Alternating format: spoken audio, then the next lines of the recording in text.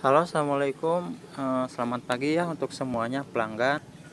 Hari ini saya lagi nyiapin ada orderan 100 biji 500 biji, maaf. Ini saya jual dengan harga per kodi. Kalau untuk per kodinya, beli 20 kodi itu saya hargai 3.000 lah bisa. Itu saya jual rugi aja. Karena ongkos polesnya juga ini membutuhkan biaya yang sangat mahal. Untuk yang tidak bening itu 15.000 ya. Kalau yang udah bening yang bagus gitu kan 25.000.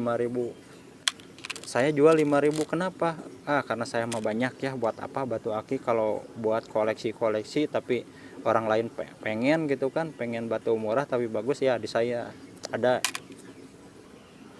Saya bikin iklan 5.000-an tuh banyak yang melaporkan ya. Kenapa? Karena batunya terlalu murah ya, kualitasnya bagus.